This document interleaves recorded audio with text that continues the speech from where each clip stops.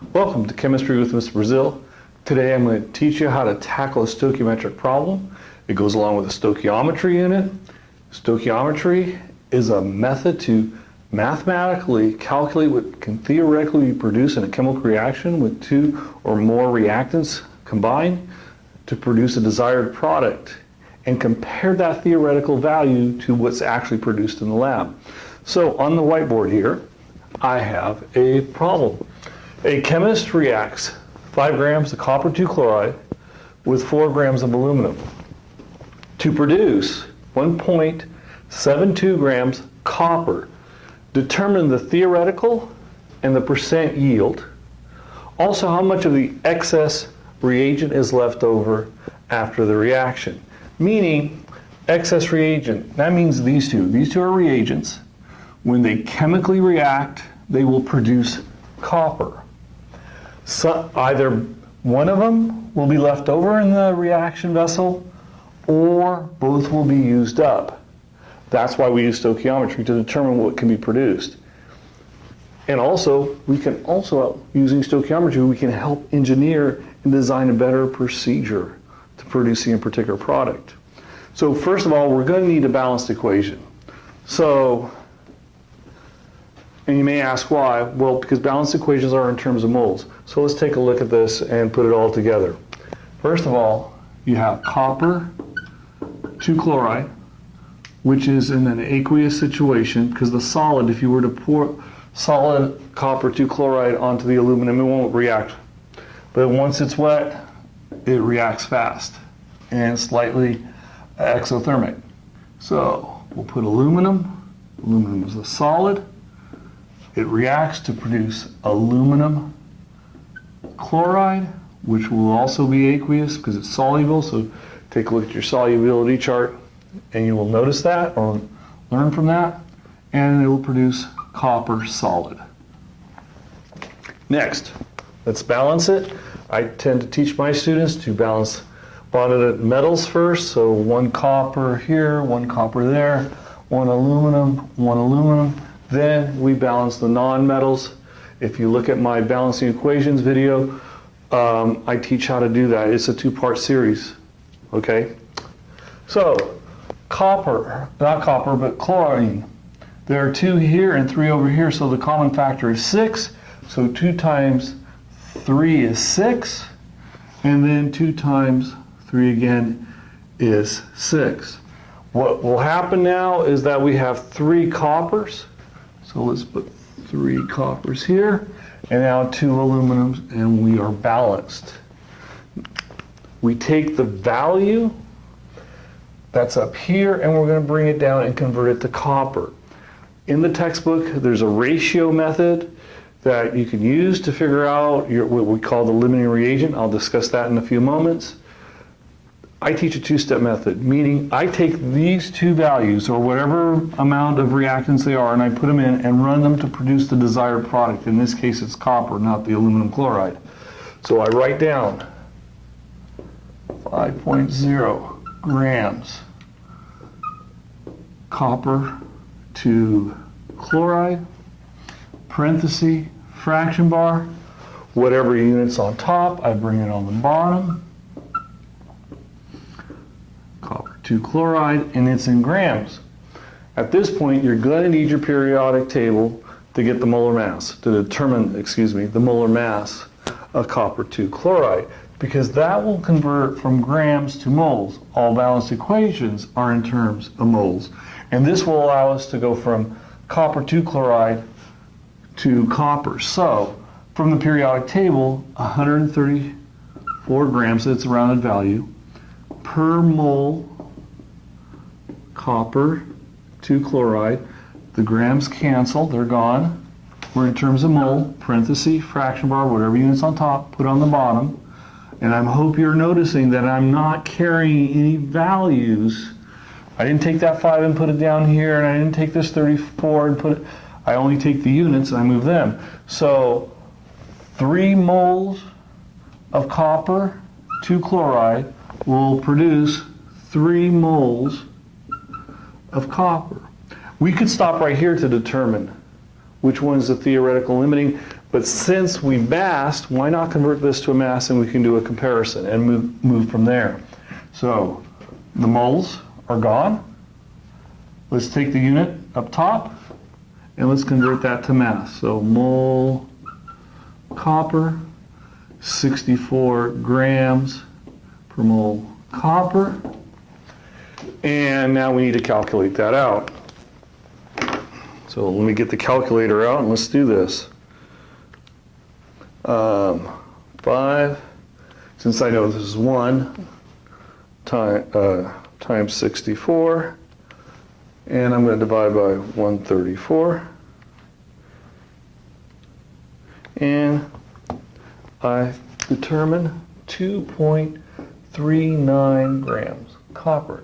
Now again, some people will stop right here. No, you don't stop.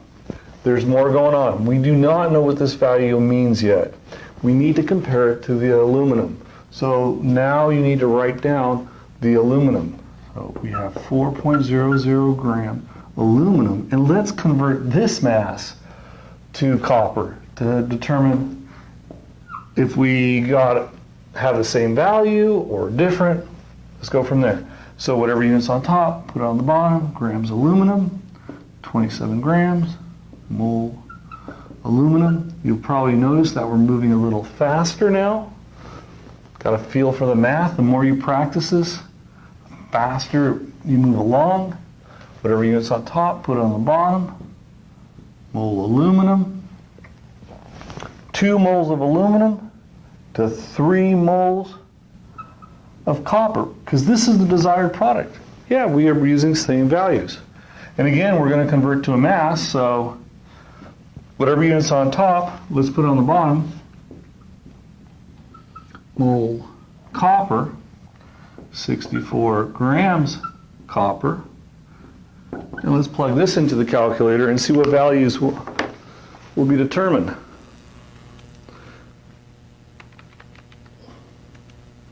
So 4 times 3 times 64 divided by 27 times 2 and 14.22. 14.22 grams copper. Whoa, what does this mean? Well, what this is indicating is that 4 grams will produce 14.22 grams copper, while 5 grams of copper 2 chloride will give us only 2.39. In other words, we need a lot more copper 2 chloride. We need a lot more of copper 2 chloride to react with this 4 grams. Some of this aluminum will be left over in the chemical reaction. So in the reaction vessel, you'll see aluminum foil floating there. Okay? In other words, this is the excess reagent. We have this left over. It's excess reagent. I'm going to call it ER, excess reagent. Therefore, this value is our theoretical yield. So the theoretical yield, Ty, will always be this smaller value between these two. We now know 2 things immediately. That's why I run a 2-step method. We immediately know the excess reagent, and now what this one is. It's actually the limiting reagent. This will not allow us, limiting reagent, LR, limiting reagent, it will not allow us to produce any more copper than 2.39. So theoretically, this is all, if the universe is in our way, no unusual things in the reaction, loss of energy, and all the collisions are perfect, we produce exactly 2.39 grams. So immediately 3 pieces of information are given here. Theoretical yield, limiting reagent, excess reagent, and we're going to be able to use this value here. Not yet. Another piece of information that has been given to us is the actual yield. That was originally in the word problem. We actually produced this. So the chemist produced AY actually by massing 1.72 grams. So when you see the word produce,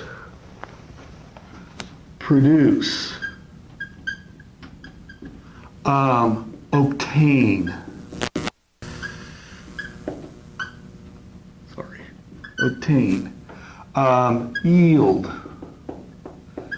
and such, that is the actual yield.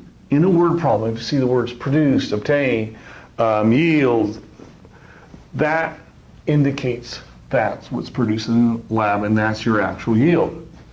Okay, that's where we can actually measure. Percent yield will give us a measure of how well this lab went. So let me write a couple things down off to the side here. I'm going to need this 14 grams later, so I don't want to lose that value. It's okay to write things off to the side on a margin so that you're going to use it. I'm going to erase this bottom line, and we're going to calculate the percent yield to see how well this lab went.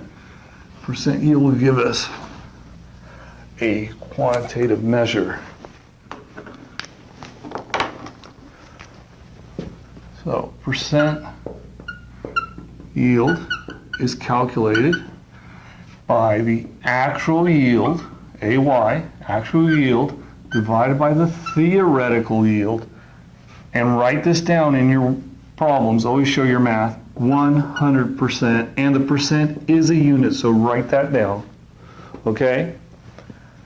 You take your actual yield, 1.72 grams copper, divided by your theoretical, 2.39 gram, times 100%. It doesn't take that long to write that value down, so write it down so people understand what your math is saying or stating.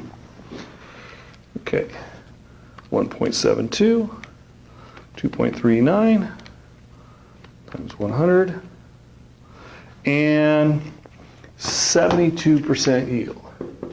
Not bad. We always try to get 100%, but you will not get 100%. Something will always be amiss. There's always some heat or loss of heat, lack of collisions.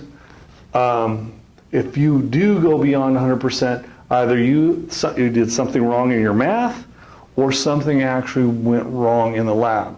There's a side product, chemical reaction side product that's in the reaction. You weren't able, possibly the chemist wasn't able to remove all the aluminum chloride. They didn't do a very good wash of the product. Okay? Now, the last part of the question asks, hey, how much excess reagents left over? Here's how this becomes pretty cool. What we can do is to take this 14.22 grams of excess copper, and we're going to do a little subtraction from this value, and that will give us our overage. We're going to convert the answer to that. Let me show you what I mean. Okay, I'm going to take the 14.22 grams. That was due to the aluminum. Okay, I'm going to take this 2.39 grams of copper. Okay, we do a little subtraction here. Carry the 1, 3, 3, carry the 1, okay, 8, and 1, 1. So we have 11 grams left over of copper. We take this answer and convert it back to aluminum, and we'll know how much aluminum was left over theoretically in the beaker. So take this answer, 11.83 grams copper, 64 grams copper, 2 mole copper. I'm taking the molecular weight. I know 3 moles of copper to 2 moles of aluminum. I'm going to convert it to a mass so that way I know how much was left in the beaker, mass-wise. So mole, aluminum, 27 grams aluminum. So it's dimensional analysis. Take the calculator. Let's do a quick calculation. 11.83 times 2 times 27, 64 times 3, and divide. And what we have left over in the beaker is approximately 3.33 grams of aluminum. Okay? So this is how to tackle a stoichiometric problem. You're going to take the two masses, run them to the desired product, find your theoretical yield by looking at the smallest value, do a percent yield calculation to get how well the lab went, excuse me. Okay, and then if a question asks for excess reagent, I would just take these two answers, subtract them, okay, because we know this is how much aluminum is going to be produced, and then convert that excess mass to determine the excess aluminum in the beaker or reaction vessel, whatever you use. My words to you, continue to read about chemistry, check out other people's YouTube videos in respect to stoichiometric problems. I'll put some down in the description for you to help you out, and thanks for watching.